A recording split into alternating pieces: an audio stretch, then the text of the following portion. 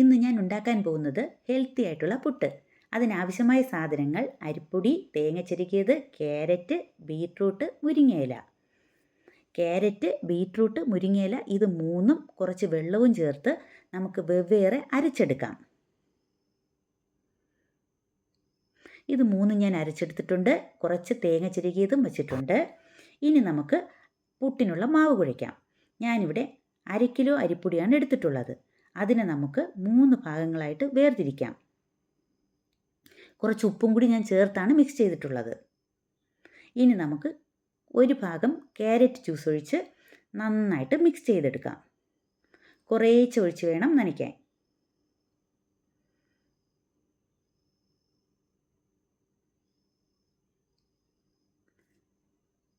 ഇപ്പോൾ ഏകദേശം നനഞ്ഞിട്ടുണ്ട്. ഇനി നമുക്ക് അതൊരു ബൗളിലേക്ക് മാറ്റാം. ഇനി ബാക്കി കുറച്ച് അരിമാവെടുക്കാം. അതിലേക്ക് നമുക്ക് ബീറ്റ്റൂട്ട് ജ്യൂസ് ഒഴിച്ച് മിക്സ് ചെയ്യാം. അതും കുറേശ്ശെ ഒഴിച്ച് വേണം നനച്ചെടുക്കാൻ. ഇപ്പോൾ അത് ബീറ്റ്റൂട്ട് കൊണ്ടുള്ള മാവും നനച്ചെടുത്തിട്ടുണ്ട്. അത് നമുക്കൊരു ബൗളിലേക്ക് മാറ്റാം. ബാക്കിയുള്ള മാവെടുത്തിട്ട് മുരിങ്ങയില അരച്ച് വെച്ചിരിക്കുന്നതും ചേർത്ത് നന്നായിട്ട് മിക്സ് ചെയ്യാം. ഇപ്പോൾ അതും ഏകദേശം നനച്ചെടുത്തിട്ടുണ്ട്. ഇനി നമുക്ക് പുട്ട് വേവിക്കാം. അതിനായിട്ട് ഞാനൊരു കുക്കറിൽ കുറച്ച് വെള്ളം തിളപ്പിക്കാൻ വെച്ചിട്ടുണ്ട്. ഇനി പുട്ടുകുറ്റി എടുക്കാം. അതിൽ ആദ്യം കുറച്ച് തേങ്ങ ചിരകിയതിടാം. അതിനുശേഷം ബീറ്റ്റൂട്ടിൻ്റെ മാവിട്ട് കൊടുക്കാം.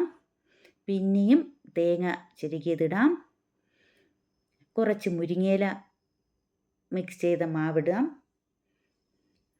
അതിനുശേഷം കുറച്ച് തേങ്ങയും കൂടി ഇട്ട് ക്യാരറ്റ് മാവും ചേർത്ത് പിന്നെയും കുറച്ച് തേങ്ങയും കൂടി വെച്ച് നമുക്ക് കുക്കറിലോട്ട് വയ്ക്കാം. ഇനി അത് ആവി വരുന്നത് വരെ വെയിറ്റ് ചെയ്യാം. ഒരു 5 മിനിറ്റ് നേരം വേവട്ടെ. ഇപ്പോൾ അത് ഏകദേശം വെന്തിട്ടുണ്ട്. ഇനി നമുക്കൊരു പാത്രത്തിലേക്ക് മാറ്റാം. ഇപ്പം നമ്മുടെ പുട്ട് റെഡിയായിട്ടുണ്ട്.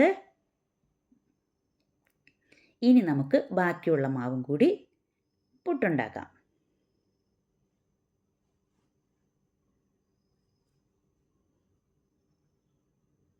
ഇപ്പോൾ നമ്മുടെ 3ാമത്തെ കുറ്റി പുട്ടും റെഡിയായിട്ടുണ്ട്.